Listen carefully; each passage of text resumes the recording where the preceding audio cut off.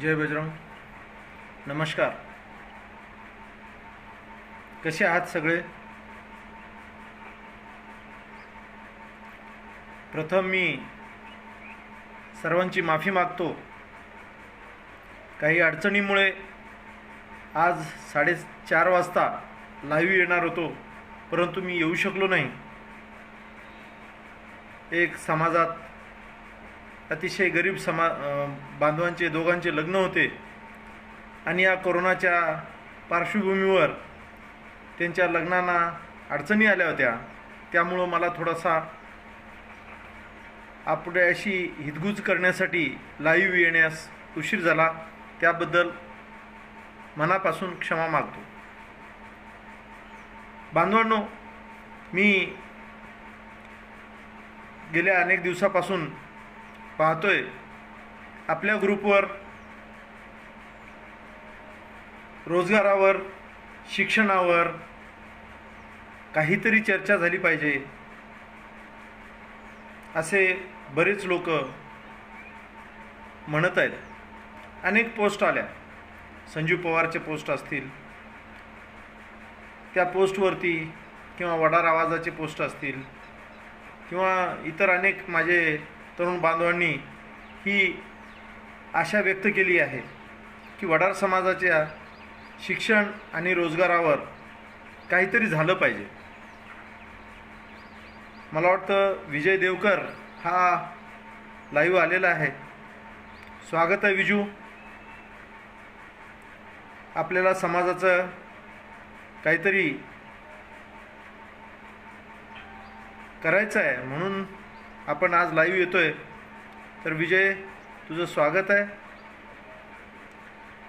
या आपल्या ग्रुपवरच्या पोस्टमुळे मी असं ठरवलं, काहीतरी खरोखर चर्चा झाली पाहिजे.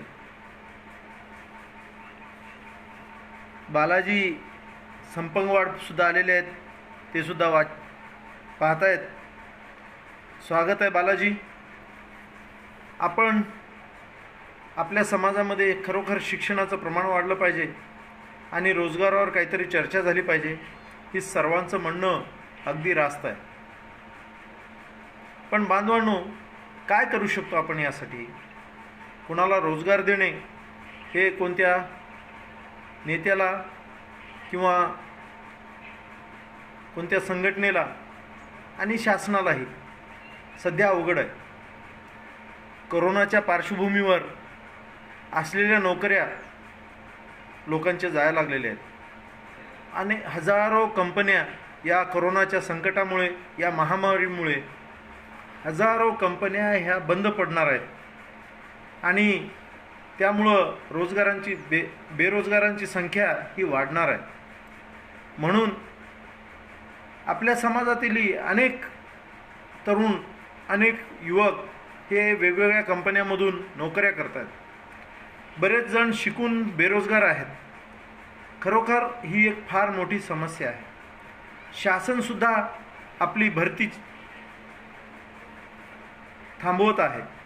केंद्र शासनानं जाहीर केलं आहे की पुढे वर्षभर नोकर भरती नाही.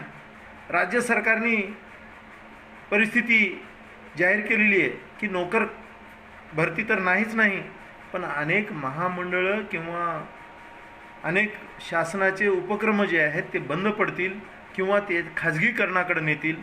त्यामुळं अनेकांच्या रोजगारावर ही कुऱ्हाड आलेली आहे. बांधवांनो, मी फार मोठा विचारवंत नाही, परंतु अलीकडच्या काळामध्ये जे काही वाचन आहे, या लॉकडाऊनमुळे, कोरोनाच्या लॉकडाऊनमुळे जे वाचनात जास्तीत जास्त येते, जे टी व्हीवर चर्चा ऐकतोय, जेव्हा जे यूट्यूबवर आम्ही ऐकतोय आणि समोरील या लॉकडाऊन नंतरच्या किंवा या कोरोना संकटाच्या नंतरची परिस्थिती काय असेल, त्यामुळं आपल्याही समाजाला काहीतरी मार्गदर्शन मिळावं. जे आपणाशी ठावे ते इतरांशी सांगावे, शहाणे करून सोडावे सकळ जन, अशा प्रकारच्या उक्तीप्रमाणे आज मला जेवढं काही कळते या बाबतीत आपल्याला काय करता येईल. आपल्या समाजाला कुठे संस्था नाहीत, शासनाकडे आरक्षण नाही, त्यामुळं नोकऱ्या मिळणे खूप अवघड आहे, केवळ दुरापास्त गोष्ट आहे. परंतु आपल्या समाजातील जे काही तरुण मुलं आहेत, त्या तरुण मुलांना कुठेतरी दिशा मिळाली पाहिजे. कुठेतरी आता सुशिक्षित बेरोजगार असणाऱ्या तरुणांना किंवा काही कंपन्यांमधून बेरोजगार होणाऱ्या तरुणांना आपल्या समाजातल्या आर्थिकदृष्ट्या कुठला तरी मार्ग मिळावा म्हणून हा माझा खटाटोप आहे. बांधवांनो, वास्तविक पाहता आता नोकऱ्या जर जाणार असतील किंवा असलेल्या नोकऱ्या टिकवणं अवघड असेल किंवा नोकऱ्यांची पगार कपात होणार असेल, वेतन कपात होणार असेल, तर आपण मला एक सांगा, यामध्ये काहीतरी मार्ग काढला तर पाहिजे. मग मार्ग कोणता? अनेकाला अनेक मार्ग सुचत असतील. सगळ्यांनी बोला, सगळ्यांनी कमेंट द्या की कोणते मार्ग आपण स्वीकारायला पाहिजे. तर बांधवांनो, माझ्या मते वडार युवकांनी आता आगामी काळात एक वेगळी दिशा घेतली पाहिजे. एक सांगतो तुम्हाला, मी वडार समाज संघटना असेल, अखिल महाराष्ट्र वडार समाज संघटनेच्या युवक शाखेपासून मी कामाला लागलो. 5 वर्षे एक स्वतंत्र संघटनेचा अध्यक्षही राहिलो. अनेक आंदोलनं केले, अनेक चळवळी चालवल्या, काही मंत्रालयात मिटिंगा लावल्या, मेळावे घेतले, परंतु शासनाकडून आपल्याला काही मिळेल अशी मला आता आशा उरलेली नाही. पण प्रयत्न चालू ठेवले पाहिजेत. त्याचबरोबर आपला युवक जर सक्षम झाला, आर्थिक सक्षम झाला, तर माझ्या डोक्यात एक संकल्पना आहे मित्रांनो, जी संकल्पना पुढे चालून मी तुम्हाला शेअर करणारच आहे. पण माझा जर आर्थिकदृष्ट्या युवक जर सक्षम झाला, कोणत्याही संघटनेकडं, कोणत्याही सरकारकडं हात पसरवत आपल्याला पुढे जाण्याची आवश्यकता नाही. म्हणून आपण एक वेगळा मार्ग माझ्या नजरेत आलेला आहे, तो मी आपणाशी शेअर करावा म्हणून लाईव्ह आलेलो आहे. हा मार्ग कोणता आहे बांधवांनो? तुम्ही म्हणाल की डॉक्टर साहेबांनी अशी कोणती पुढी घेऊन आली किंवा असं काही स्कीम घेऊन आले की ज्यांना आपल्या तरुणांना? अजिबात नाही बांधवांनो, माझ्याकडं कोणती पुढी नाही किंवा कोणतं हे नाही. फक्त वाचनातून, अभ्यासातून आणि चारी जगाकडे बघत मला जे ज्ञान मिळालं त्याच्यातून तुम्हाला शेअर करतोय. काय बांधवांनो मार्ग तो? आगामी काळामध्ये या लॉकडाऊन किंवा कोरोनाच्या पार्श्वभूमीवर आगामी काळामध्ये भारतामध्ये मला वाटते सगळ्यात चालणारा जर कोणता बिझनेस असेल, कोणतं क्षेत्र जर जोरात येणार असेल, तर माझ्या माहितीप्रमाणे ती आहे नेटवर्क मार्केटिंग. नेटवर्क मार्केटिंग मित्रांनो, आणि त्या नेटवर्क मार्केटिंगमध्ये आपल्या तरुणांनी आपलं भविष्य शोधलं पाहिजे, या मताचा मी आहे. काय आहे नेटवर्क मार्केटिंग? यापूर्वी आपल्या देशात जर कुणी म्हटलं 10-20 वर्षापूर्वी की व्हॉट्सअप, फेसबुक असे एवढ्या प्रकारे आपल्या हातामध्ये येणार आहे, तर कुणाला विश्वास वाटला नसता. पण बांधवांनो, टेक्नॉलॉजी आपल्या जागेवर प्रगती करत आहे. त्या टेक्नॉलॉजीप्रमाणे किंवा आगामी भविष्याप्रमाणे आपण आपला मार्गक्रमण करणं गरजेचं आहे.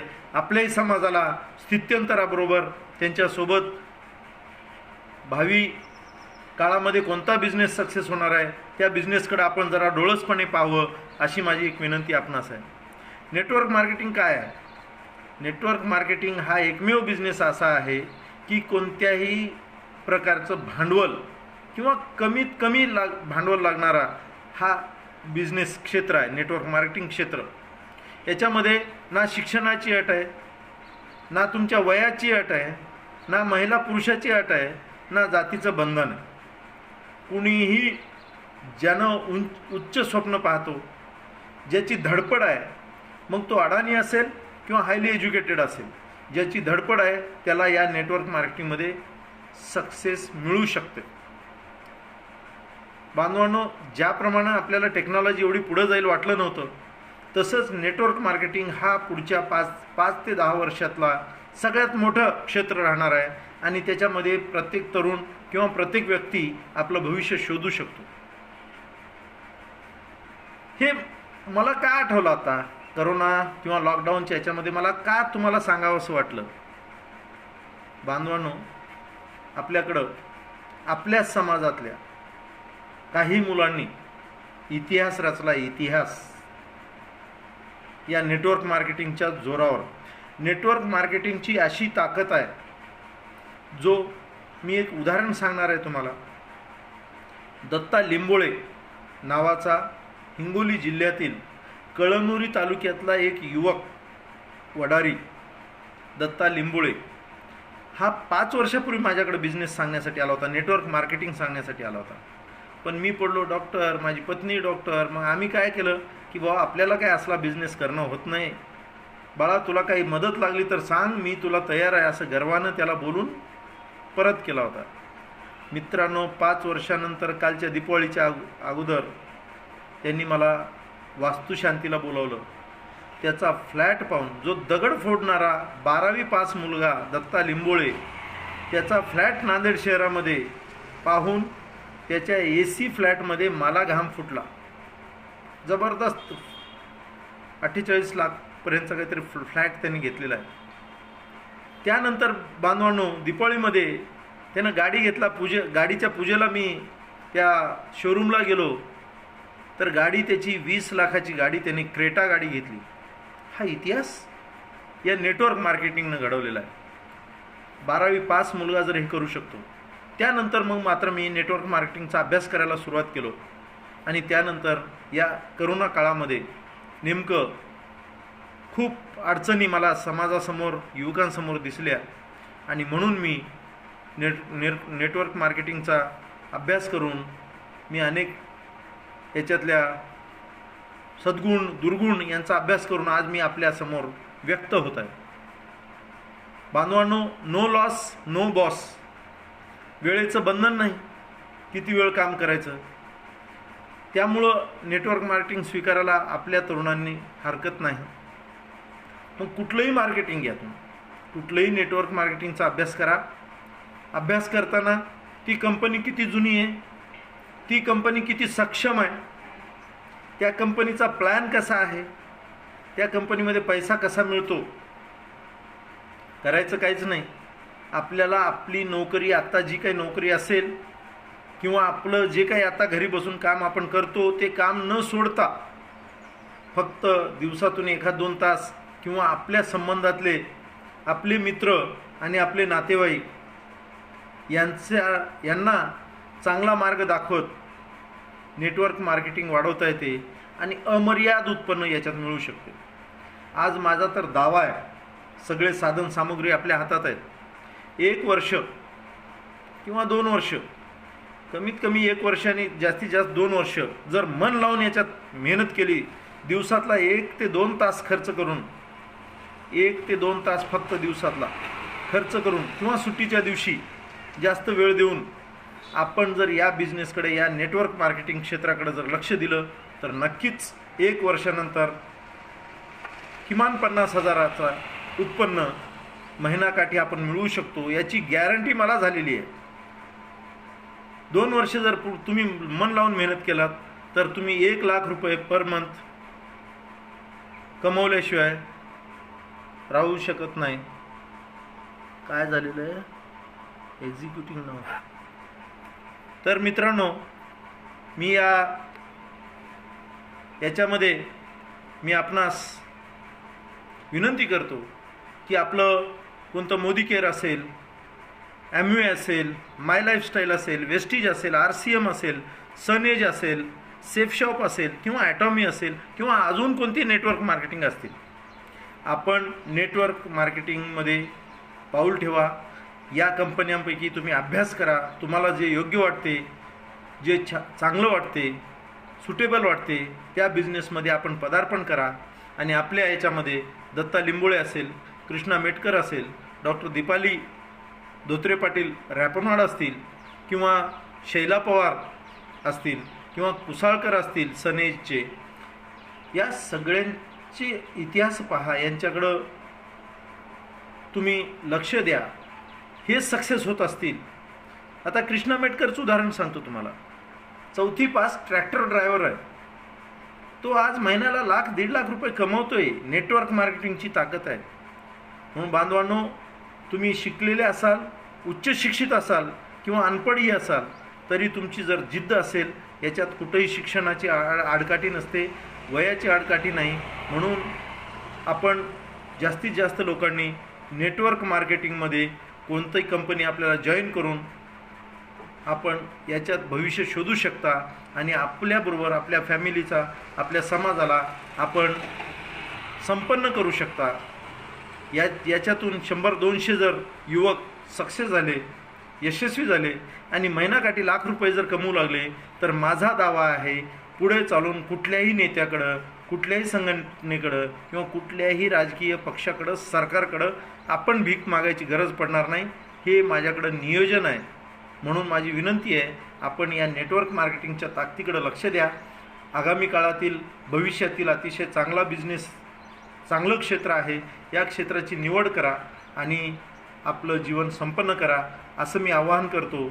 बांधवांनो, आपण वेळोवेळी बोलणार आहोत. कुणाला कंटाळा आला तर त्यांनी ऐकू नका, पाहू नका. परंतु समाजाच्या जडणघडणीमध्ये समाजाचं भविष्य उज्ज्वल करण्यासाठी आपल्याला काय काय प्रयत्न करतात, त्यापैकी हा एक छोटासा प्रयत्न आहे. आणि सर्वांना विनंती करतो, नेटवर्क मार्केटिंग आणि त्यातले कोणत्या बिझनेसमध्ये आपण भविष्य शोधू शकतो असं तुम्ही विचार करून ठरवू शकता. माझ्याशी अनेकांशी माझी चर्चा होत आहे, तर सगळ्यांना चांगलं वाटत आहे. माझे या लॉकडाऊनच्या काळामध्ये मी माझ्या पत्नीने जॉईन केलेला बिझनेसमध्ये मी लॉकडाऊनच्या काळामध्ये सुद्धा 80 लोकांची जॉईनिंग या नेटवर्क मार्केटिंगमध्ये मी करून घेऊ शकलेलो आहे. अनेक आपले लीडर असतील, दत्ता लिंबोळे असतील, कृष्णा मेटकर असतील, डॉक्टर दीपाली धोत्रे पाटील म्हणजे माझी पत्नी असेल, किंवा शैला पवार असतील, यासुद्धा लॉकडाऊनच्या काळामध्ये बाकीचं मार्केट सगळं बंद आहे, परंतु नेटवर्क मार्केटिंग हे कधीही बंद राहू शकत नाही आणि अव्याहतपणे चालू राहणारा एकमेव बिनभांडवली, एकही रुपया नसताना लाख रुपये पर मंथ कमवण्याची जिद्द तुमची जर असेल तर ती याच्यामध्ये करू शकता. कमीत कमी भांडवलीमध्ये किंवा बगैर भांडवली आपल्याला उत्पन्न मिळवायचं एकमेव साधन आहे.